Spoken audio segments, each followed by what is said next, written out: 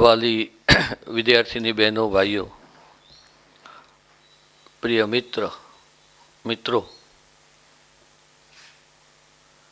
મહેન્દ્રથી દિગ્પાલ સુધીના,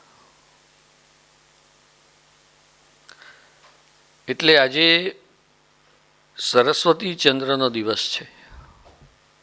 એટલે શું દિવસ છે તો પછી કહીશ, પણ પહેલાં મારે એમ કહેવાનું થાય દિગ્પાલ કે માટે હું આજે છું વાર્તા કહેનારો.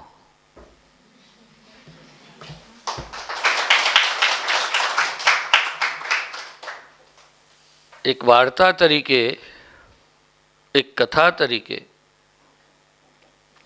એટલો મોટો પ્રભાવ પાડનારી ઘટના હતી આ 1887માં ભાવનગરથી શરૂ થયેલી, નામે સરસ્વતી ચંદ્ર. કે એ સમયમાં હવે કોઈ પણ વ્યક્તિઓ કથા લખતા તો એ આના ઓછાયામાંથી, આના પ્રભાવમાંથી બહાર નહોતા નીકળી શકતા. એટલે તમે એ સમયની નાની નાની અનેક નવલકથાઓ જુઓ તો જાણે સરસ્વતી ચંદ્રના પડછાયા કે એના ભાઈઓ હોય સગા, એ પ્રકારની જ કથાઓ એવી ભાષાથી, એવા આદર્શથી, એવા ઘટના તત્વથી લખાતી. એટલું જ નહીં, નવલકથા લખાય અથવા તો નવલકથા વાંચીએ તો કોણ? જેને સાહિત્યમાં રસ હોય, ભણેલો ગણેલો વર્ગ હોય, એક જુદી માંગણીવાળો વર્ગ હોય, તે કથા સુધી પહોંચે ને. પેલો સામાન્ય વેપારી હોય, રોજગારી કરતો હોય, ત્યાં સુધી આ નવલકથાનો પ્રભાવ પડ્યો. તો એવું એટલા માટે આપણે કહી શકીએ છીએ કે ઘેર ઘેર એ સમયે બાળકો જન્મતા તો એના નામ પણ આ નવલકથાના પાત્રો પરથી પડતા. એ સમયમાં મજાની વાત એ છે, આપણે જે સમજવાનું છે તે આજે આ 2024ના ઉંમરે, કે ત્યારે સાહિત્ય આ અર્થમાં સમાજથી જુદું નહોતું. એનો કોઈ જુદો વર્ગ નહોતો, જીવનથી જુદું નહોતું. એમાં ઉપદેશ પણ હોય, એમાં જીવન તત્વ પણ હોય, એમાં ફિલસૂફી પણ હોય, એમાં શિક્ષણ પણ હોય, એમાં કંઈક શીખવાડવાનું પણ હોય, અને છતાં પણ કળા જળવાઈ રહી હોય. ગાંધીજીએ તો એવો અભિપ્રાય આપ્યો સરસ્વતી ચંદ્ર માટે કે પહેલા ભાગમાં એની વાર્તા કળા બહુ ઊંચી શિખરે પહોંચેલી છે ને એ ભાગ આપનાર આ ભાવભૂમિ છે, આ ભાવનગર છે. એનો પહેલો ભાગ અહીં લખાયો છે, ભાવનગરમાં. અને બહુ ખિન્ન અવસ્થામાં લખાયો છે. કેમ ખિન્ન અવસ્થામાં લખાયો છે? એનું બેકગ્રાઉન્ડ થોડું જાણવા જેવું છે. આમે આપણે જેને પંડિત યુગ કે સાક્ષર યુગ કહીએ છીએ, બહુ નકામી રીતે આપણને આ સાહિત્યના ઇતિહાસે વાડા બાંધી આપ્યા છે. સુધારક યુગને, સાક્ષર યુગને, ગાંધી યુગને, અનુગાંધી યુગને. એને સમયથી કેમ માપી શકાય? ધારો કે હું આજે સાક્ષર યુગ જેવું લખું તો એ સાક્ષર યુગનું ન ગણાય?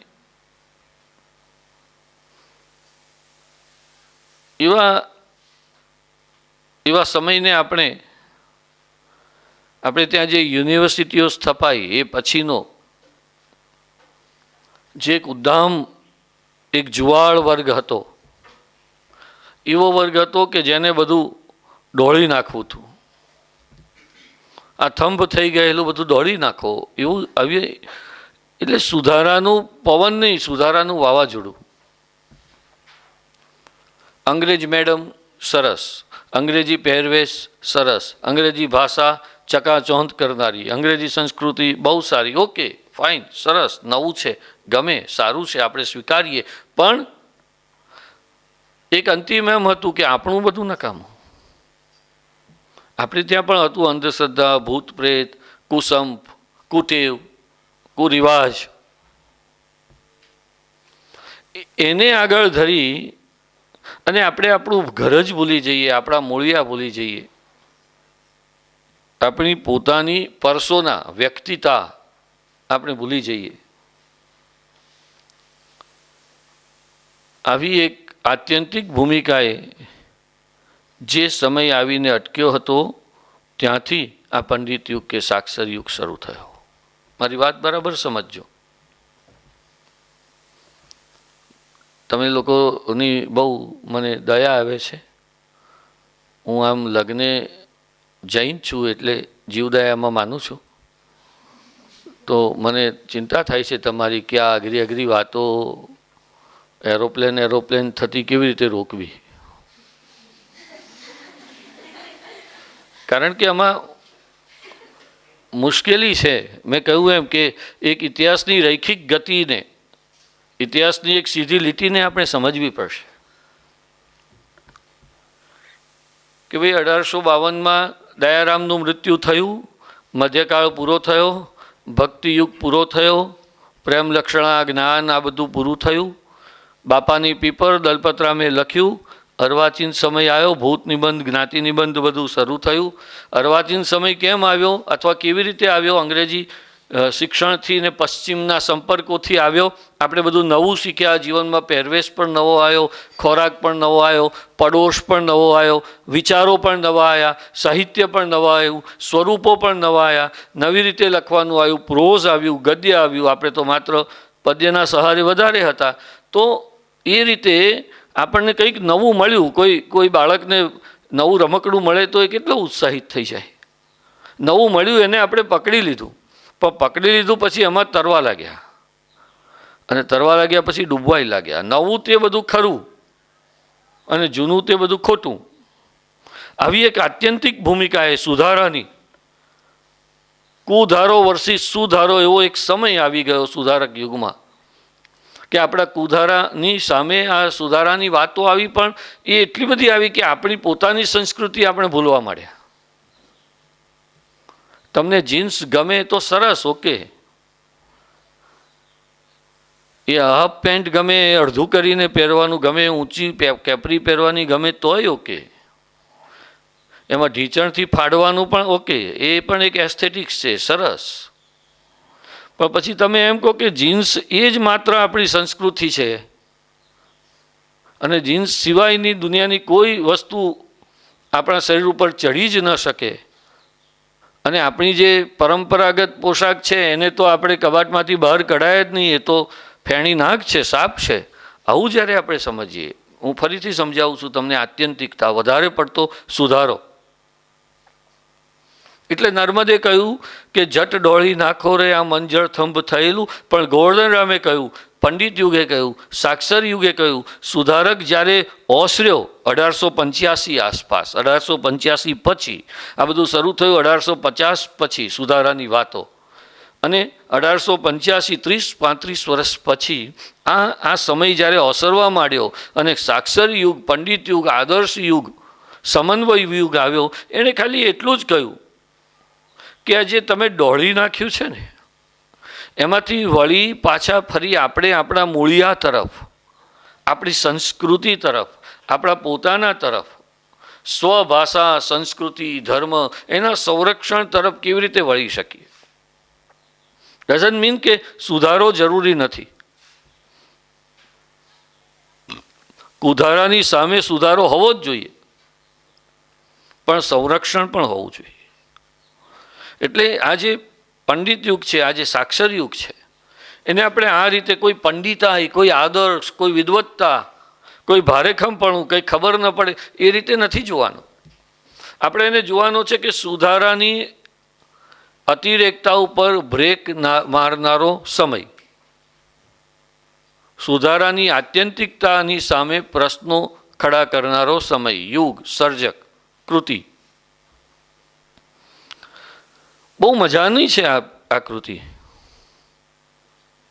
આપણે કોઈ નવલકથાને અથવા તો કોઈ ગદ્ય રચનાને, ગદ્ય સર્જનને કેવી રીતે સમજવું એનું બહુ જ સરસ ઉદાહરણ આપે એવી છે આ સરસ્વતીચંદ્ર નવલકથા. એમાં તમને બધા પાસા મળી રહે. એમાં તમને ગદ્યની બધી શૈલી પણ મળી રહે. કથનાત્મકતા પણ છે, વર્ણનાત્મકતા પણ છે, નાટ્યાત્મકતા પણ છે, સંવાદો પણ છે, કાવ્યાત્મકતા પણ છે. તો બધા જ પ્રકારના પ્લોટ પણ મળી રહે જુદા જુદા. અનેક ઉપકથાઓથી જોડાયેલી કથા છે. સાહિત્યનું પુરાણ, સંસ્કૃતિનું પુરાણ કહ્યું છે એને. આ એક બહુ મોટી દીવાનદાંડી હતી આપણી જોડે સરસ્વતીચંદ્ર.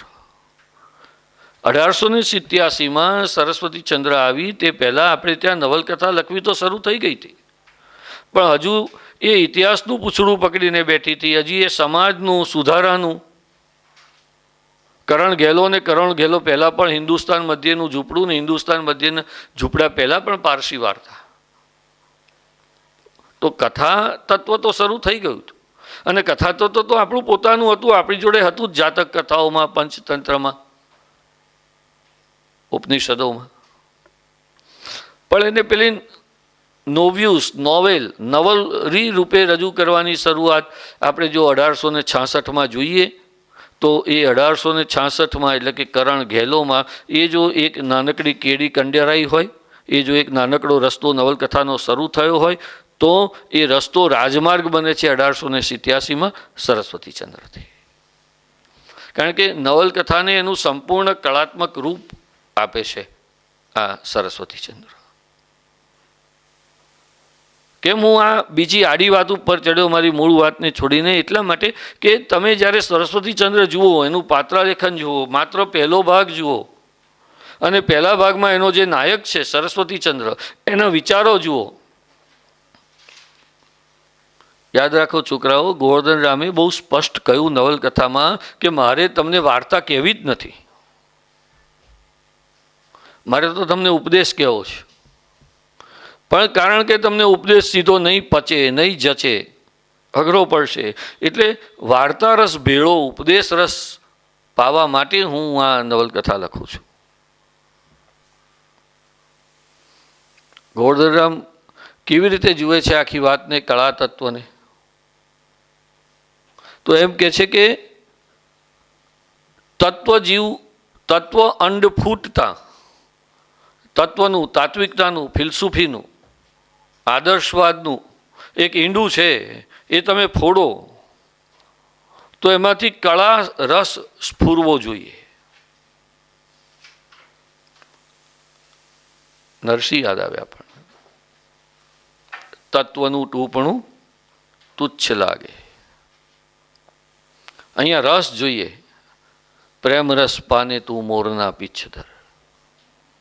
તો રસને અને કળાને, કળાને અને શાસ્ત્રને, શાસ્ત્રને અને નીતિને, એવા એટલા બધા વલયો, એટલા બધા વર્તુળો ઊભા કર્યા ગોવર્ધન રામે. અને પેલો જે સરસ્વતીચંદ્ર છે એને પહેરાવે પિતાંબર, પહેરાવે જનોઈ અને વાત કરાવે એના મોઢે આધુનિકતાની.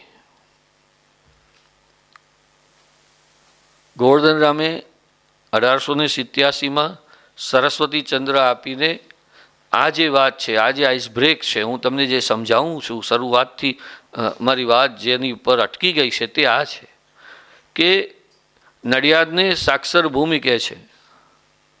આખા ગુજરાતમાં કેટલા મોટા મોટા શહેરો છે, પણ સાક્ષર ભૂમિ નામ પડે તો અમદાવાદ, વડોદરા, સુરત, ભાવનગરની ને નડિયાદ એક મધ્યમ કક્ષાનું શહેર. કેમ?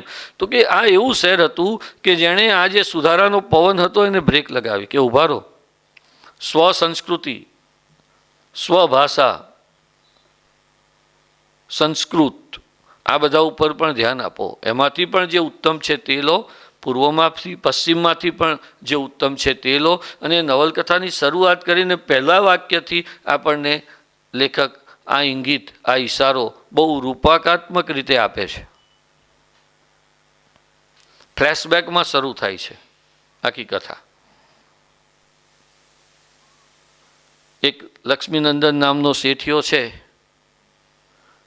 એણે બીજા લગ્ન ગુમાન નામની સ્ત્રી સાથે કર્યા છે. ગુમાનને નાનકડો ધનનંદન નામનો દીકરો છે, પણ લક્ષ્મીનંદનની પહેલી પત્નીનો દીકરો નામે સરસ્વતીચંદ્ર, હમણાં નવો જેનો વિવાહ થયો છે અને તો જેની સાથે એની વાગદત્તા છે, એની સાથે એવા મોટા ખર્ચા કરે છે કે બધી મિલકત વેડફાઈ જશે અને પછી મારા ધનનંદનને તો પૈસા નહીં મળે. એટલે આવી ચિંતામાં અને ચિંતામાં પછી કૈકેયીએ દશરથને ચડાયા. શું ચડાયા? કે મારાવાળાને આપો, અને તમારા વાળાને કાઢો. આવી જ કથા છે ને. તમે જોજો, આમ જસ્ટાપોઝિશન જોતા જજો. કેમ આ પુરાણ, કેમ આ સંસ્કૃતિ કથા. એટલે ગુમાનની ચડવણીથી લક્ષ્મીનંદને સરસ્વતીચંદ્રને નહીં કહેવાના શબ્દો કયા, અને આવા શબ્દો કયા એટલે સરસ્વતીચંદ્રને બહુ માઠું લાગી ગયું અને એણે ગૃહત્યાગ કર્યો. અને જેની સાથે પોતાનો વિવાહ થયો છે, કુમુદ, જેને પોતે ઘણા પત્રો લખ્યા છે, કુમુદ, જેણે પોતે હાથીદાંતની ફ્રેમવાળી છબી પણ ભેટમાં આપી છે, એ કુમુદને અને લક્ષ્મીનંદનના વાલકેશ્વરના બંગલાને ને મિલકતને આ બધાને છોડી અને સરસ્વતીચંદ્ર ગૃહત્યાગ કરી દે છે. પછી પહેલો ભાગ શરૂ થાય છે. પહેલો ભાગ શરૂ થાય ત્યારે આટલી ઘટના ઘટી ગઈ છે, જે આપણને બીજા ભાગમાં ખબર પડે છે. અને નામ છુપાવવા માટે એણે નવીનચંદ્ર નામ પણ ધારણ કરી લીધું છે. અને મેં આપને કહ્યું એમ કે પહેલું વાક્ય બહુ અદ્ભુત રીતે ગોવર્ધનરામ મૂકે છે. પ્રાચીન પૂર્વ, અર્વાચીન પૂર્વ અને પશ્ચિમ, ભદ્રા નદીનો સંગમ આ 3 જગ્યાએ એ બતાવે છે. અને પછી સરસ્વતીચંદ્ર જે બંદરે પગ મૂકે છે, એ કારભાર, એ રાજ્યની ખટપટો, એ રાજાનો કારભારી, એ રાજાનો મંત્રી, એ રાજાના મંત્રીના સલાહકાર તરીકે સરસ્વતીચંદ્ર જાય છે. બરાબર ગોવર્ધનરામ પણ આ રીતે ભાવનગર રાજાના શામળદાસ મંત્રીના સલાહકાર તરીકે નડિયાદ છોડીને ભાવનગર આવે છે 1879. આ એ ગોવર્ધનરામ છે કે જેણે જીવનના 21મા વર્ષે 3 સંકલ્પ કર્યા છે. કોઈની નોકરી નહીં કરું, વકીલાતનો સ્વતંત્ર વ્યવસાય કરીશ, અને 40મા વર્ષે નિવૃત્ત થઈને વતનમાં જઈને દેશ સેવા અને સરસ્વતી સેવા કરીશ. પણ બાપાનો મોટો વેપાર હતો, પેઢી હતી, એ ભાંગી ગઈ. પ્રથમ પત્નીનું અવસાન થયું. પોતે પણ મગજના તાવની બીમારીમાં BAમાં ફેલ થયા અને બહુ આર્થિક સંકળામણ આવી ગઈ.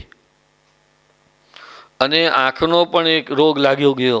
એટલે હવે LLB ન થઈએ ત્યાં સુધી શું કરવું, એટલે રડતા લિટરરી રડતા એણે લખ્યું છે કે હું નડિયાદ છોડીને ભાવનગર નોકરી કરવા આવ્યો તો ધ્રુસકે રડતો હતો.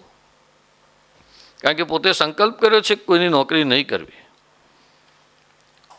અને આ ₹250 નોકરી સ્વીકારનાર ગોવર્ધનરામે પહેલાં 600 રૂપિયાની કચ્છના દિવાનની નોકરી છોડી હતી કે નહીં, હું નોકરી નહીં કરું. આ તો મજબૂરીથી એ આવ્યા. તો પોતે શામળદાસ મંત્રી, જે રાજ્યના દિવાન છે, અમાત્ય છે, સેક્રેટરી છે, એના આસિસ્ટન્ટ તરીકે, એના મદદનીશ તરીકે, એના સલાહકાર તરીકે ગોવર્ધનરામ આવ્યા. તો એમનો પેલો હીરો સરસ્વતીચંદ્ર પણ બુદ્ધિધન નામના આવા જ એક દિવાન, એક અમાત્યના સલાહકાર તરીકે એના ઘરે ગયો. યાદ રાખો દોસ્તો, કોઈ પણ કથા, કોઈ પણ નવલકથા, જ્યારે આપણે એનું એક સાહિત્યિક દૃષ્ટિએ પુનર્મૂલ્યાંકન કરીએ છીએ, એનું રીરીડિંગ કરીએ છીએ, ત્યારે એમાં શું કરવાનું ને શું ન કરવાનું એ આપણા મનમાં બહુ સ્પષ્ટ હોવું જોઈએ. અને પહેલી વાત છે કે એમાં તમારે કથા નહીં જોવાની. અમારે તો વિદ્યાર્થીઓને એવું ને વિપુલભાઈ, અમે ભણાવીએ ને પછી વાંચવા બેસીએ ને કે શું લખ્યું એને, તો આખી કથા એના લેખકને ના ખબર હોય ને એવી લખી હોય. મને એમ થાય કે આ એક આન્સર બુક એ મારી એક સર્જનાત્મક રચના છે. એવી અંદર નવા મોટી કથા બીજો આવ્યા હોય. તો કોઈ પણ ગદ્ય કૃતિને દોસ્ત આપણે કથા ઉપરાંતના ભાગમાં જોવાની છે. અને એટલું બધું પડ્યું છે ને એમાં, આપણને પેલી મુખ્ય મીઠાઈ જ દેખાય છે, પણ પૌષ્ટિક તો પેલી શાકભાજી છે થાળીમાં. તમે કદી કથાના અંકોડા જોયા? કથાનું સંકલન જોયું? કથાનું એડિટિંગ જોયું? કે ઓ આ પાત્રને ક્યાં એક્ઝિટ કરાવી ને નવું પાત્ર ક્યાં આવ્યું ને આ આખો પ્રસંગ પેલા પ્રસંગ જોડે કેવી રીતે જોડી દીધો ને. તમે કથાનું સંપાદન જુઓ, સૌથી પહેલું કામ આ છે. તો જ તમે મૂળ કથાની બિટવીન ધ લાઇન્સને મૂળ કથામાંથી જે ઊભું થતું તત્વ છે કળાનું અને ઉપદેશનું એને સમજી શકશો. ગોવર્ધનરામમાં બહુ માહિર હતા. નવલકથામાં ફ્લેશબેકની, પીઠ ઝબકારની, પાછળની વાત પહેલાં અને પછી ધીમે ધીમે પાછલી વાત પર તમને લઈ જવાના. આવી ફ્લેશબેકની પદ્ધતિ આપણે ત્યાં કથામાં શરૂ કરનાર પહેલાં ગોવર્ધનરામ છે. સરસ્વતીચંદ્રના પહેલા ભાગમાં, મુકામ પોસ્ટ ભાવનગર. મજા પડે ને એવી રીતે. તમે આમ કોઈ ફિલ્મ જોતા હો અમિતાભથી અને એક નાનકડો છોકરો હોય ને એને ભૂખ લાગી હોય ને એને બ્રેડ ચોરી હોય ને એટલે પોલીસ એની પાછળ પડે, છોકરો આગળ દોડે, પોલીસ પાછળ દોડે, પછી કેમેરા દોડતા એના પગ નીચે ઉપર જાય અને જ્યારે કેમેરા પાછો ઊભો થાય ત્યારે મોટો અમિતાભ આવી ગયો હોય. હવે આપણે કેટલા બધા દ્રશ્યો જોયા છે. તો એવું જ દ્રશ્ય અહીંયા પણ આપણને ધીમે રહીને જોવા મળે છે. રત્નનગરી, પેલી ગુમાને પેલા લક્ષ્મીનંદનને ચઢાયા. લક્ષ્મીનંદને દીકરા સરસ્વતીચંદ્રને નહીં કહેવાના શબ્દો કહ્યા. સરસ્વતીચંદ્રએ ગૃહત્યાગ કર્યો. ગૃહત્યાગ કરીને એ કઈ વહાણમાં બેસીને દેશને પેલે પાર ગયા અને બીજા એક રાજ્યમાં ગયા. ઘણા દિવસો થઈ ગયા. સરસ્વતીચંદ્રનો કોની જોડે વિવાહ થયો હતો? તો એનું શું થયું? આ ઘર છોડીને જતો રહ્યો હતો એ રહી ગઈ. એના મા બાપનું નામ શું હતું? કુમુદના મા બાપનું નામ? હા કહો તો, બરાબર બોલો છો. કોઈ ગભરાવ નહીં, તમે સાચું જ બોલો છો. કયો કુમુદના બાપનું નામ? માનું નામ? ગુણસુંદરી. હા, અચ્છા, કુમુદના બાપનું નામ નથી આવડતું, કંઈ વાંધો નહીં. ગુણસુંદરીના પતિનું નામ?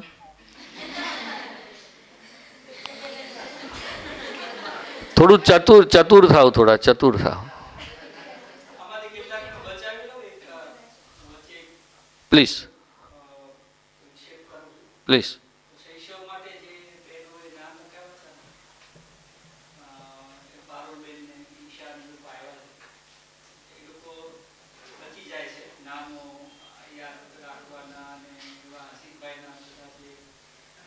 તરકટ છે. પ્લીઝ, એ જેને જવાનું એ જલ્દી જાઓ તો આપણા ક્લાસ ડિસ્ટર્બ ન થાય.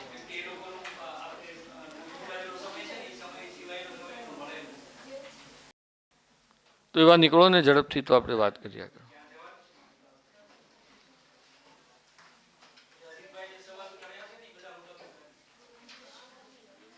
તો કુમુદના બાપનું નામ હતું વિદ્યાચતુર. મેં તમને કહ્યું ને કે કોઈ પણ કથાને જોતી વખતે આપણે એની સંકલનાને જોવાની છે.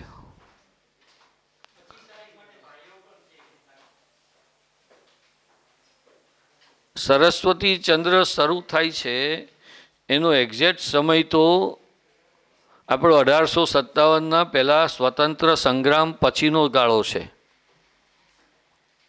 એક મણિરાજ છે, એની આ પહેલી પેઢી. અહીંયા ચાર પેઢીની આ કથા છે. સોરી, એક મલ્લરાજના પુત્ર મણિરાજ અને કમળા એની બીજી પેઢી. વિદ્યાચતુર, ગુણસુંદરી, લક્ષ્મીનંદન એ ત્રીજી પેઢી. કુમુદ અને સરસ્વતીચંદ્ર ચોથી પેઢી. મેં તમને કહ્યું કે ગોવર્ધનરામ એ વાતના બહુ આગ્રહી હતા કે બંને તરફથી જે ઉત્તમ છે એનું સંયોજન કરો. પશ્ચિમનો સુધારો આવ્યો તો એમાં પણ કેટલીક વાતો સરસ છે, એનો તિરસ્કાર નથી, પણ આપણું પણ કેટલુંક બહુ જાળવી જવા જેવું છે. એક સમન્વયકારી, સમાધાનકારી એવી વિચારસરણી એમણે પોતાના હીરો સરસ્વતીચંદ્રમાં ડગલે ને પગલે બતાવી. મેં કહ્યું કે તમે કથામાં પડશો તો કથા ઉપરાંતના જે તત્વો છે એને શોધી નહીં શકો. તો આ સરસ્વતીચંદ્ર દરિયા પાર જઈ કોઈ અજાણ્યા અમાત્યને ત્યાં, અમાત્ય એટલે સેક્રેટરી ઓફ ધ સ્ટેટ, દિવાન, મંત્રીને ત્યાં જાય છે. ત્યારે પેલી કુમુદ એ મંત્રીના દીકરાની વહુ તરીકે, મંત્રીની પુત્રવધુ તરીકે એના સાસરીમાં છે. એ જ ઘરે સરસ્વતીચંદ્ર પહોંચી જાય છે. અત્યારનો જો ફિલ્મકાર હોય એને કેવી મજા પડે, એ બેને ભેગા કરે પછી કશું બાકી રાખે? અને બધું બાકી રાખ્યું, ઇવન છેલ્લે લગ્ન બાકી રાખ્યું, ન કરાયું. એટલી બધી મને મજા આવે ને વિપુલ, એવા એવા વાક્યો હોય, હું તો તમારો ભાઈ થાઉં. હો, એ જે પેલા અમાત્ય છે એની દીકરી અલગ કિશોરી, એની પર તે પેલો જમાલ મિયા હુમલો કરવા આવે છે, એને સરસ્વતીચંદ્ર બચાવવા જાય છે. બચાવતા બચાવતા ખંજરથી ઘવાય છે. એની તે પેલી અલગ કિશોરી શુશ્રૂષા સેવા કરે છે. સેવા કરતાં કરતાં અલગ કિશોરી એના પગના તળિયાને અમુક રીતે સ્પર્શ કરે છે. સ્ત્રીનો સ્પર્શ પુરુષ સમજી જાય છે. અલગ કિશોરીને સરસ્વતીચંદ્ર એવો શબ્દ નથી બોલતો, હું બોલું છું સ્ત્રીનો સ્પર્શ પુરુષ સમજી જાય છે. મોટે ભાગે તો ઊંધું હોય. છઠ્ઠી ઇન્દ્રિય તો સ્ત્રીઓ જોડે છે. સાયકોલોજીમાં તો આખું ચેપ્ટર છે ગુડ ટચ બેડ ટચ. અહીંયા ઊંધું છે. અને સરસ્વતીચંદ્ર ઝપકી જાય છે અને અલગ કિશોરીને કહે છે, અલગ બેન, હું તો તમારો ભાઈ થાઉં. હો, મેં તો આખી જિંદગી હું કંઈ અત્યારે બુઢો છું, પણ એક સમય તો જુવાન હતો ને, તો મેં તો બહુ બહેનો જોડે, મારા માટે નહીં બીજાને, એ તું મારો ભાઈ હો, તું તો મારો ભાઈ હો, મારા ભાઈ જેવો હો, એવું બહુ બહેનોને મેં આગ્રહપૂર્વક કહેતી સાંભળી છે. તે એમને એમ ના કે, એમને શોખ ના હોય ભાઈ કરાવવાનો, એને દૂર રાખવાનો શોખ હોય એટલે કહેતી હોય. તો અહીંયા ઊંધું ભાઈ કહે છે. તો નૈતિકતાના અમુક ધોરણો અને કથાને કઈ તરફ ન વાળવી, નહીં તો ત્યાં તમે જો કેટલી બધી શક્યતા છે. ત્યાં એ સરસ્વતીચંદ્ર અને અલગ કિશોરીનું જોડકું જોડી શક્યા હોત, એ ત્યાં સરસ્વતીચંદ્ર અને કુમુદનું જોડી શક્યા હોત, અને સરસ્વતીચંદ્ર અને કુમુદનું જોડકું જોડવા માટેની બરાબર લપસણી ભૂમિ લેખકે તૈયાર કરી હતી. કારણ કે કુમુદનું જેની જોડે લગ્ન કરાયું હતું નામે પ્રમાદધન, એનો પતિ એ તો લંપટ હતો. એ તો બીજી સ્ત્રી સાથે, કૃષ્ણકલિકા નામની ગણિકા સાથે એ તો આડા સંબંધો બાંધીને જ બેઠો હતો. તો લેખકને તો બહુ સહેલું હતું કે પત્ની પેલા જોડે આડા સંબંધમાં, તો અહીંયા આગળ આની જોડે સીધા સંબંધમાં. એટલી લપસણી ભૂમિ હતી. તો કુમુદની તો વાત દૂર રહી, અલગ કિશોરીને પણ ભાઈ બનાવીને ઊભો કરી દીધો સરસ્વતીચંદ્ર. આ આપણી સંસ્કૃતિ નહીં તો કોની? પશ્ચિમી મેડમની.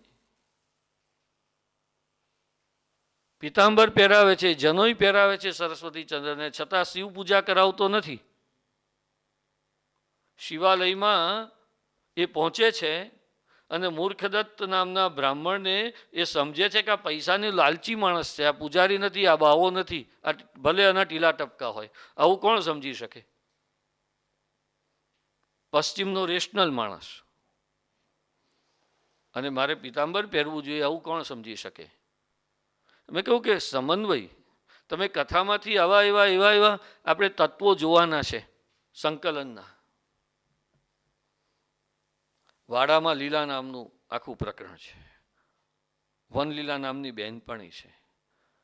કુમુદ એ રાજઘરાનાની કુટુંબની વહુ તરીકે ફૂલની થાળી લઈને આવી છે. પાળી ઉપર સરસ્વતીચંદ્ર સૂતો છે. એ પડી જશે એવા ડરથી તે પેલી બહેનપણીઓ બોલાવે છે. સરસ્વતીચંદ્ર અને કુમુદ એકબીજાની સામે જુએ છે અને છતાં એમના એક્સપ્રેશનથી અન્ય કોઈને ખબર પડવા દેતા નથી કે અમે પહેલાં વિવાહ થઈ ચૂકેલા યુગલ છીએ. સંયમની પરાકાષ્ઠા ક્યાં સુધી? અથવા તો દૈહિકથી આત્મિકનો પ્રવાસ ક્યાં સુધી? એ તો પાછા ચોથા ભાગમાં જઈએ એટલે તો બહુ લાંબી રીતે સમજાયો છે, પણ મજા પહેલા ભાગમાં છે. એ બધા બીજ, બાકીના ત્રણેય ભાગના બીજ આણે પહેલા ભાગમાં મૂક્યા છે. મારી તમને સૌને વિનંતી છે કે તમે ગુણસુંદરીનો ઘર સંસાર પિક્ચર જોજો. એ ક્યાંય મળતું નથી વિપુલભાઈ, આખા જગતમાં એક જ જગ્યાએ છે, અને નડિયાદ. ક્યાં નડિયાદને બોલાવો, ક્યાં નડિયાદ આવો. ગુજરાતી ફિલ્મ છે, બહુ સરસ છે. કૃતિને સમજવા માટેનું ઉત્તમ, બીજા ભાગને સમજવા માટેનું ઉત્તમ ફિલ્મ છે આ. એ તમને પહેલા ભાગની ઉપર બરાબર ટોર્ચ પ્રકાશ નાખી આપશે.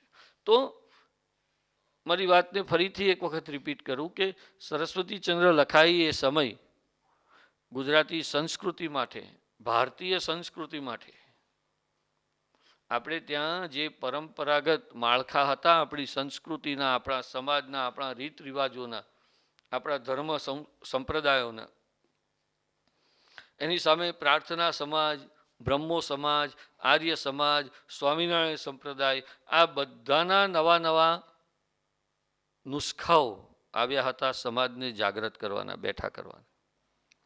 તમે જુઓ છપૈયા જેવા ઉત્તર પ્રદેશના ગામમાં, ઉત્તર પ્રદેશ ને છપૈયા, હા, ઉત્તર પ્રદેશના ગામમાં જન્મેલા આ સહજાનંદ, એનું કાર્યક્ષેત્ર કાઠિયાવાડ બને છે. અને ટંકારા એટલે કાઠિયાવાડમાં જન્મેલા દયાનંદ સરસ્વતીનું કાર્યક્ષેત્ર પંજાબ બને છે. તો સીમાડા સરકતા છે બધા. અને આ સમયમાં યુનિવર્સિટી આવી, યુનિવર્સિટીનું શિક્ષણ આવ્યું. આપણે આપણી જે દેશી ભાષા, દેશી સંસ્કૃતિ, દેશી પદ્ધતિ, એમાંથી આપણે અંગ્રેજી, અરબી, ફારસી, પર્શિયન, આ બધી ભાષા સંસ્કૃતિના સંપર્કમાં આવ્યા અને તુલનાથી આપણે સમજવા માંડ્યા કે આપણે ક્યાં છીએ અને ક્યાં હોવા જોઈએ. અને યુનિવર્સિટીનો જે પહેલો ફાલ બહાર પડ્યો, એની જે અસર નર્મદ આદિ મંડળી ઉપર પડી, એમાંથી સ્વસ્થતાનું, વળી પાછા થંભ થઈ ગયેલા મંજળને ડોળાઈ ગયેલી સ્થિતિને વળી પાછી પોતાની પૂર્વવત સ્થિતિમાં મૂકવાનું કામ આ પંડિતોએ કર્યું. એ પંડિત શિરોમણી ગોવર્ધનરામ, એણે સરસ્વતીચંદ્ર નવલકથાથી કર્યું. નવલકથાનો પોતાનો અંદરનો કથાનો જે સમય છે એ તો આપણો પહેલો જે સ્વતંત્ર સંગ્રામ છે 1857નો, એ પછીનો છે. અને પછી રજવાડાઓની રાજખટપટો કેવી હતી એ ગોવર્ધનરામ, કારણ કે અહીંયા ભાવનગરના રાજ્યમાં કામ કરતા અને રાજખટપટોના સાક્ષી હતા, એટલે એમણે એ રાજખટપટોનું સીધું પ્રતિબિંબ આ પહેલા ભાગમાં આપ્યું. મલ્લરાજ અને મણિરાજ, આ પાત્રો ખૂબ સમજવા જેવા છે. એ જ તમને સરસ્વતીચંદ્ર અને ચંદ્રકાંત એના મિત્ર વચ્ચેના સંવાદોથી આખી વાતને ખોલી આપશે. તો ત્રીજા ભાગ અને ચોથા ભાગ સુધી પહોંચતા પહેલાં તમારે પહેલા ભાગમાં પડેલી આ પ્રકારની કેટલીક ચાવીઓને, કેટલાક સંકેતોને સમજવાના છે. મને બહુ જ નવાઈ લાગે કે 87માં સરસ્વતીચંદ્ર લખાઈ અને 86માં નર્મદ ગયા 1800. એમણે શું કર્યું? આખી જિંદગી કલમને ખોળે માથું મૂક્યું, દાંડીઓ પીટ્યો.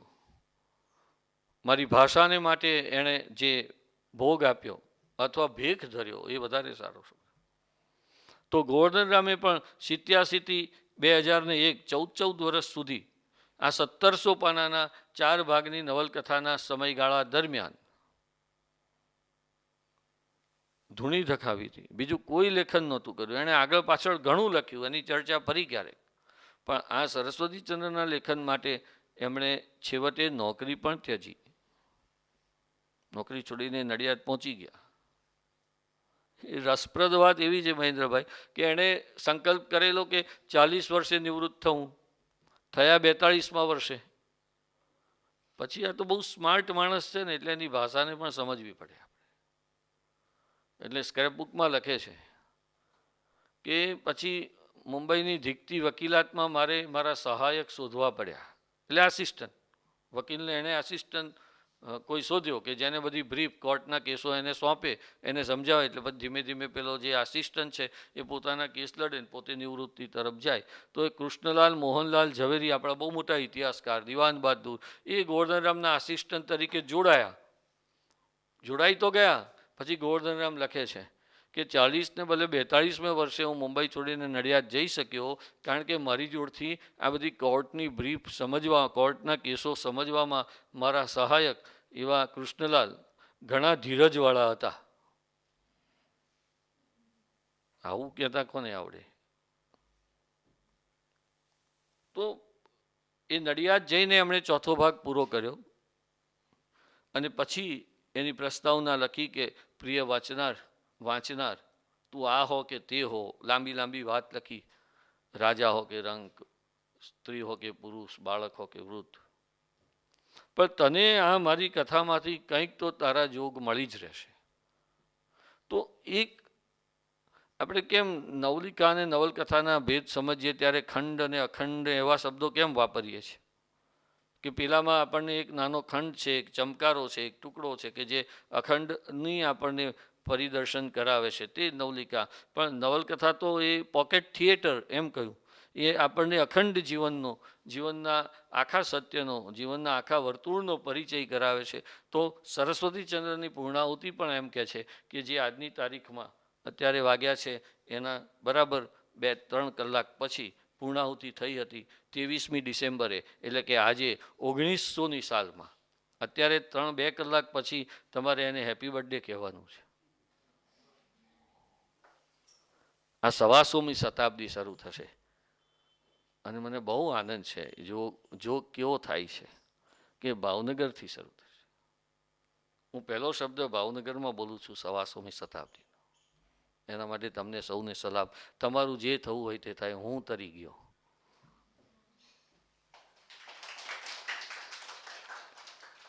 ઓગણીસો 23 ડિસેમ્બર. લેખક પોતે ટાઈમ, સમય, તારીખ આપીને કહે છે 1901માં બહાર પડીએ. ચોથો ભાગ પૂરો થયો. પહેલો ભાગ ભાવનગરમાં પૂરો કરીને ગયા હતા. LLBની પરીક્ષામાં 3જા ટ્રાયલે પાસ થયા. આપણે આ મહાન લેખકની વાત કરીએ છીએ.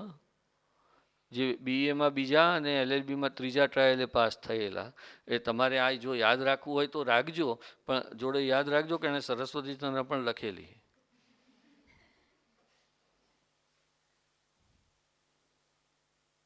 અને જેવા પાસ થયા ને તરત અહીંના શામળદાસ મંત્રીએ પણ એને વિદ્યાધિકારી એટલે એજ્યુકેશન ઓફિસર બનાવવાની ઓફર કરી આસિસ્ટન્ટમાંથી.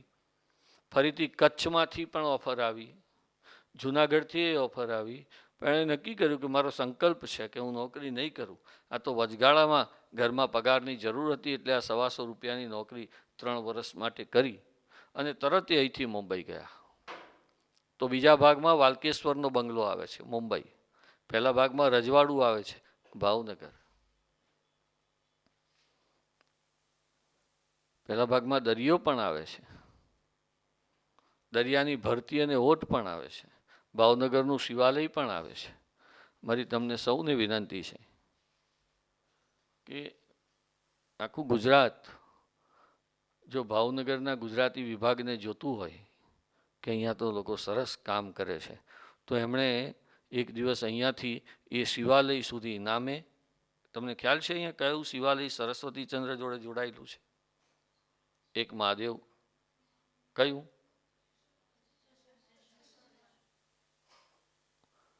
મોટેથી બોલો. હા બરાબર છે, બોલો. ત્યાં જવું ન જોઈએ? ગયા હતા? ત્યાં જઈને સરસ્વતીચંદ્ર વાંચ્યું? બીજા પ્રયોગ. પણ આપણે જઈએ સાથે. આમાં છે ને, હું તમને કેમ કહું છું ખબર છે કે મેં જોયું ને, તમે જાઓ તો હું પાછળ પાછળ આવું ને. હાલો,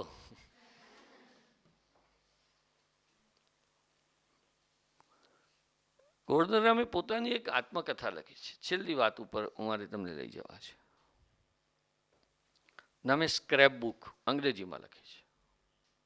સ્ક્રેપ તો ખબર હશે તમને? આપણે સ્ક્રેપ કોને કહીએ? સ્ક્રેપના વાડા હોય કે નહીં? અલંગમાં હોય એમ નહીં, ભાવનગરમાં હોય. કોને કહીએ સ્ક્રેપ? નવી નક્કોર આમ તાજી માજી વસ્તુ હોય તે સ્ક્રેપ? બોલો તો જલ્દી. છૂટી છવાઈ હોય ને, ભાંગી તૂટી હોય ને, સ્ક્રેપ.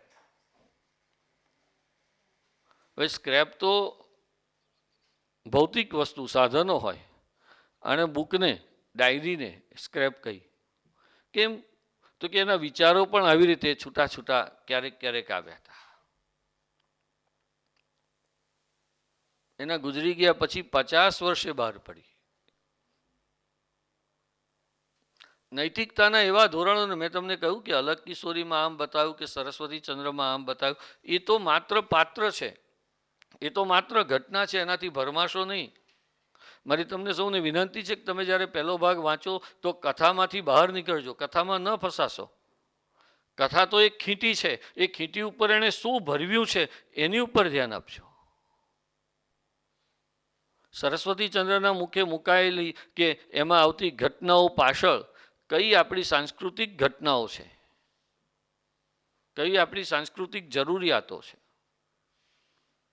એણે અલગ કિશોરીને લપસતા બચાવી, એણે કુમુદને પણ લપસતા બચાવી, એની પાછળ એની પોતાની કેવી ભાવના છે એ તમે પેલી સ્ક્રેપ બુકમાં જાઓ તો એ આખો એ સ્ક્રેપ બુકનો પડછાયો તમને સરસ્વતી ચંદ્ર લાગશે, અને મૂળ કૃતિ તે સ્ક્રેપ બુક લાગશે, એટલે કે એની આત્મકથા, એટલે કે એના વિચારો લાગશે. બે એક નાની ઘટના કહું કે એણે નક્કી કર્યું હતું કે હું 40 વર્ષ પછી અર્થોત્પાદન કરીશ નહીં, એટલે કે કમાણી કરીશ નહીં, અને દેશ સેવા કરીશ. એના 3 સંકલ્પોમાંનો એક સંકલ્પ સરસ્વતી ચંદ્ર લખાઈ ગયું. પોતાની 17,000 રૂપિયાની મૂડી લઈને મુંબઈથી નડિયાદ આવ્યા. ઓરિએન્ટલ બેંક જેમાં એમણે પૈસા મૂક્યા હતા એ તૂટી પડી, ભાંગી પડી, પૈસા ડૂબી ગયા. ગરીબાઈ આવી. પોતાની સૌથી વહાલી દીકરીને એ જમાનામાં હાડકાનો ટીબી થયો. રાજયોગ ગણાય, બહુ ખર્ચો થાય. ખર્ચો વધ્યો, આવક ઘટી, પૈસાની જરૂર પડી. અનેક બાજુથી અમને દબાણ, પ્રેશર. લાઠી નરેશે તો એમ કહેવડાયું કે તમારે મહિનામાં એક વખત ખાલી લાઠી આવવાનું અને રાજમાં શું કરવું જોઈએ આવા વિચારો આપીને જતા રહેવાનું, તમે કહો તે પૈસા.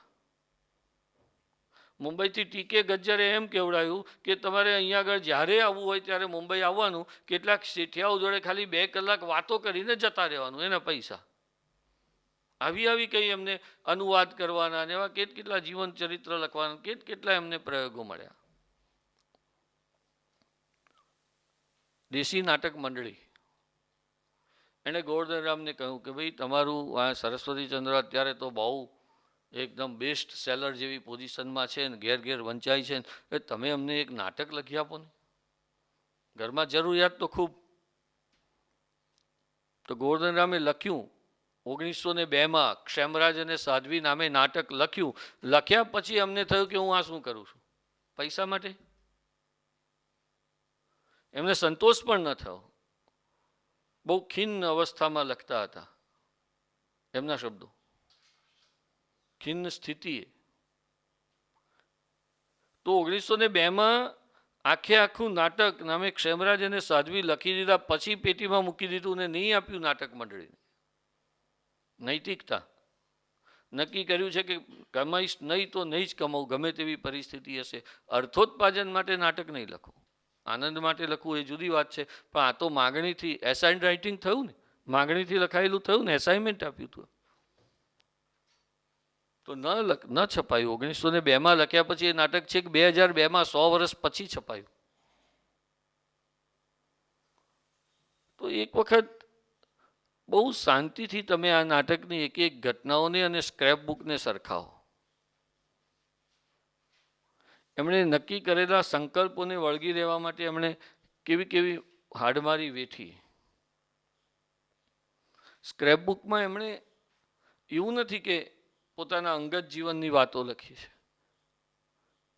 એણે એક ઉત્સર્ગ સિદ્ધિનો સિદ્ધાંત સમજાયો છે સ્ક્રેપ બુકમાં. આ ગોવર્ધનરામ એ ગોવર્ધનરામ કે જે માત્ર 20 વર્ષની ઉંમરે એક બહુ લાંબો નિબંધ લખે છે. એનું નામ છે પ્રેક્ટિકલ એસેસ્ટિસિઝમ. સાદી વાતે સમજીએ તો પ્રવૃત્તિમય સંન્યાસ. સંન્યાસ એટલે તો શું? નિવૃત્તિ ને.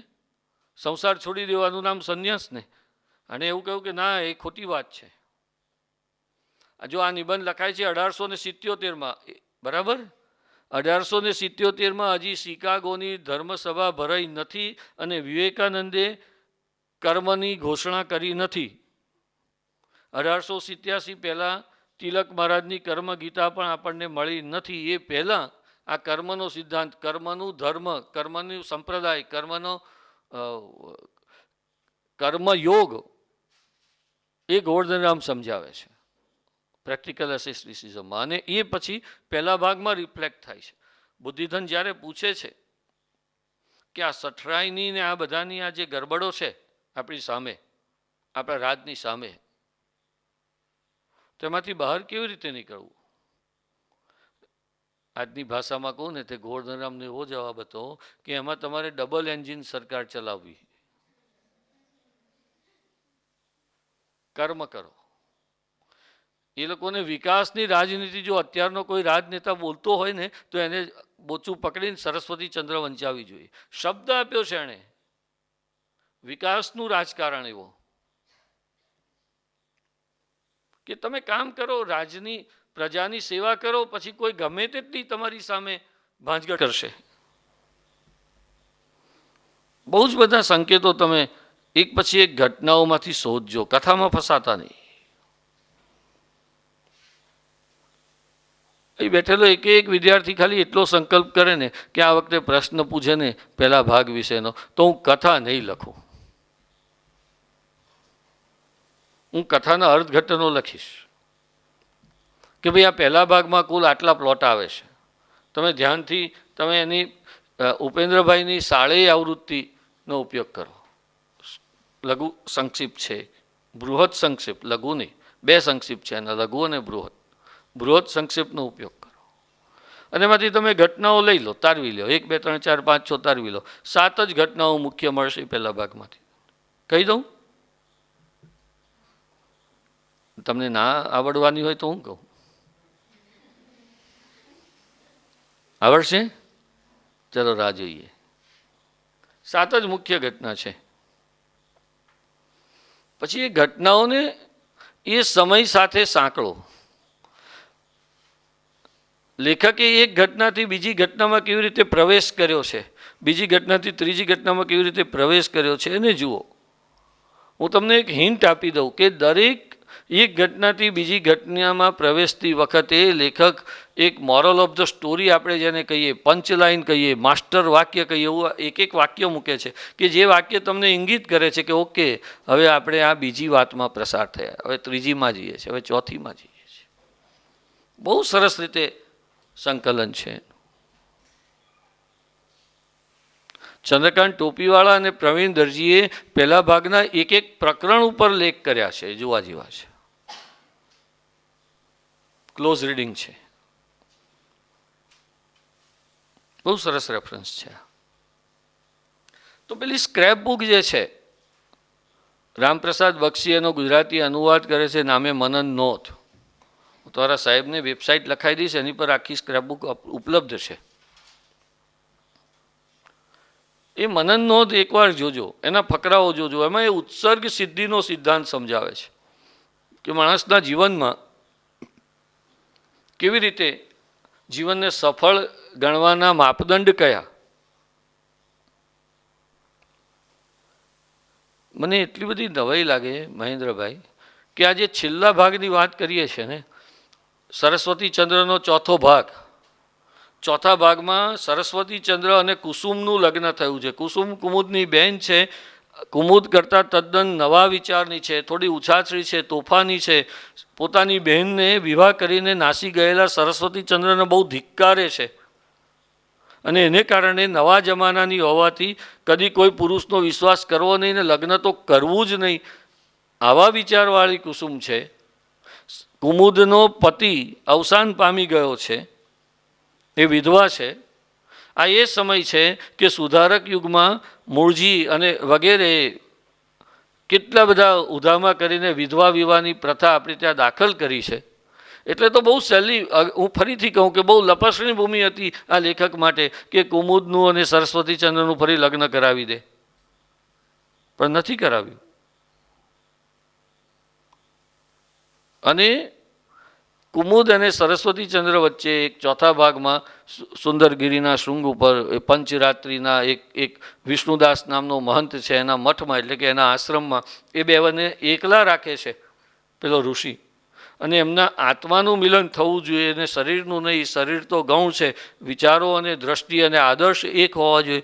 આવી બધી વાતોમાં કુમુદ સરસ્વતીચંદ્રને સમજાવે છે અને કુમુદ કુસુમને સમજાવે છે અને પછી છેલ્લે બંનેનું લગ્ન કરાવે છે. વાલ્કેશ્વરના બંગલામાં કુસુમ અને સરસ્વતીચંદ્રનું લગ્ન થઈ ગયું છે. ઘરમાં સત્યનારાયણની કથા છે, ખૂબ બધા મહેમાનો આવ્યા છે, આરતી થઈ ગઈ છે, આરતી આપવાની છે, બધાને વહેંચવાની છે. કુસુમ આરતી વહેંચતી સરસ્વતીચંદ્રને શોધે છે. એ તો મેડી ઉપર બારીએ સમુદ્રની લહેરો તરફ જોતો આંખ મીચીને આરામ ખુરશી ઉપર સૂઈ ગયો છે. કુસુમ એને આરતી આપવા ગઈ છે, પણ એના ઉપર જે પ્રકાશ પડે છે, એના મુખનું તેજ જોઈને, એનું રૂપ જોઈને કુસુમ પહેલી વખત સરસ્વતીચંદ્ર પર મોહી પડે છે, એટલે કે એના પ્રત્યે આકર્ષાય છે. અને એ શું કરવા ગઈ હતી? આરતીને આપવા ગઈ હતી, એને બદલે એની આરતી ઉતારવા માંડે છે. હું નાનો હતો ને તો ફિલ્મ જોવા જાઉં ને પછી દિગ્પાલ એમ થાય, તો બાળકોની વાત વધારે ખબર પડે ને, એટલે પ્રશ્ન પૂછું છું કે આખું પિક્ચર મસ્ત થઈ જાય, જેના માટે આખા પિક્ચરમાં સંઘર્ષ થયો હોય એ છેલ્લે મળી જાય અને ત્યાં પિક્ચર પતી જાય. એટલે મને થાય પછી શું થયું? હું કાયમ આવું પૂછું. કયું ફિલ્મ હતું પેલા અમિતાભે પોતે ગીત ગાયું છે ને બાળકોને, બોલો બજરંગ બલી કી જય, એવું એક ગીત છે બહુ મસ્ત, મિસ્ટર નટવરલાલ. ને છેલ્લું વાક્ય ये जीना भी कोई जीना है वाળું છેલ્લું વાક્ય, ફિર ક્યા હુઆ, ફિર ક્યા હુઆ. અરે મૂરખ વાંચનાર, જે કુસુમ એને ધિક્કારતી હતી, જે લગ્ન જીવન શરૂ કર્યું, એ લગ્ન જીવન સફળ થયું કે કેમ, અથવા લગ્ન જીવન આગળ વધ્યું કે કેમ, એ બધું આરતી આપવા ગયેલીને આરતી ઉતારવા માંડે એટલું બતાવે પછી કહેવાની જરૂર છે પછી શું થયું? એ જે સ્વપ્ન છે, એ જે સરસ્વતીચંદ્રની આંખ મીચાઈ છે, એમાં એને એક સ્વપ્ન આવે છે. લેખક એવું સ્વપ્ન બતાવે છે જે સ્વપ્નમાં ભારત દેશની આખી વાસ્તવિકતા કંડારાયેલી છે. યાદ રહે 1901માં, યાદ રહે 1908 પહેલાં. આવું કેમ કહું છું કે 1908માં હિન્દ સ્વરાજ લખાય છે, ગાંધી હિન્દ સ્વરાજ લખે છે. અને એ જે હિન્દ સ્વરાજ લખે છે ગાંધી સ્ટીમરમાં, જમણો હાથ થાકે ત્યારે ડાબા હાથે એકી બેઠકે, એમાં જે સ્વરાજ છે એ પેલા અંગ્રેજોમાંથી લીધેલી સ્વતંત્રતાની વાત નથી, સ્વ ઉપરના રાજની વાત છે.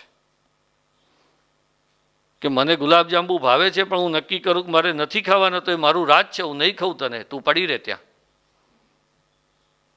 નૈતિકતા આદર્શની વાત છે.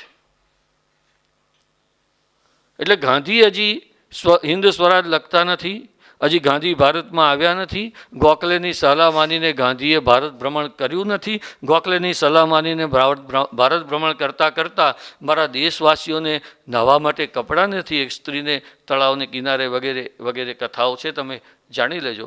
તો એને એમ થાય કે હું આ સુટેડ બુટેડ ફરું છું ને આ દેશવાસીઓને પહેરવાને કપડાં નથી, તો મારાથી ન પહેરાય, હું પોતળી પહેરીશ. આવું ગાંધી હજી બોલ્યા નથી. જે 1815 પછીની ઘટના છે, 1815ની ઘટના છે, એ નથી થઈ. એના 15 વર્ષ પહેલાં 1901માં સરસ્વતીચંદ્ર કુસુમને કહે છે, પેલા સ્વપ્નમાં પોતાની બની રહેલી પત્નીને કહે છે કે કુસુમ, જ્યાં સુધી સરસ્વતીચંદ્રના આ અંતિમ ફકરો કે કુસુમ, જ્યાં સુધી આ દેશવાસીઓને પહેરવાને વસ્ત્ર નથી, ખાવાને અન્ન નથી, ત્યાં સુધી આપણે આ પલંગ શા અને આ મિષ્ટાન શા? તમે કહો આપણે ગાંધીના પુરોગામી તરીકે સરસ્વતીચંદ્રને કે ગોવર્ધનરામને જોઈ શકીએ કે નહીં? અને કથામાં ફસાયા તો પછી કુસુમ આરતી આપવા ગઈ ને આરતી ઉતારવા માંડીને ત્યાં કથા પૂરી થઈ અને તમે પૂરા થઈ જવાના જો કથામાં ફસાશો તો. આ રીતે આપણે આ કથાને જોઈએ, ગોવર્ધનરામના દર્શનને જોઈએ, એના આદર્શને જોઈએ, એની આજુબાજુના સમયને ઘટનાઓને. એક બહુ સુંદર એક ભલામણ કરું સાહેબ આપને, મારી જોડેથી જ લેજો. કાંતિલાલ પંડ્યાએ ગોવર્ધનરામનું સાલવારી જીવન અને સમકાલીન જીવન એ નામની પુસ્તિકા કરી છે, જે કદાચ પાછળથી શ્રીયુત ગોવર્ધનરામમાં પાછળ મૂકી પણ છે. એ સમકાલીન જીવન ખાસ જોજો કે 1855 ગોવર્ધનરામનો જન્મ, તો એ વર્ષમાં બીજું શું થયું ભારત દેશમાં બીજી કઈ ઘટનાઓ ઘટી. 1887 પહેલા ભાગનું પ્રકાશન, તો 87માં બીજું શું શું થયું હતું. 1901 ચોથા ભાગનું પ્રકાશન, 1907 ગોવર્ધનરામનું અવસાન, 1969 કે 79 ગોવર્ધનરામનું ભાવનગરથી મુંબઈ જવું. તો એ વર્ષોમાં સમકાલીન જીવન જોશો ને તો તમને સરસ્વતીચંદ્ર વધારે સમજાશે, વધારે કરતાં સાચું સમજાશે. તો આપણે આ રીતે આ કથાને જોઈશું તો હું માનું છું કે આજે આ એની જે બર્થડે ઉજવીએ છીએ એ કેકની મીઠાશ જેવી બની રહેશે. તમે સૌએ મને સહન કર્યો, એના માટે તમારા સૌનો આભાર. અને મહેન્દ્રભાઈએ મને આવ્યો તો મળવા ને બેસાડ્યો દળવા એવું કર્યું, પણ હું અહીં આવું ને મને બહુ આનંદ થાય છે. કેમ ખબર છે? હવે નડિયાદમાં એક ચાની દુકાન છે, બહુ નાની છે પણ બહુ સરસ ચા મળે છે. અને પેલો ભાઈ કાંઈ એમ કહે છે, દુકાન છે સાંકડી, ચા બને છે ફાંકડી. ફાંકડા વર્ગમાં આપ સૌને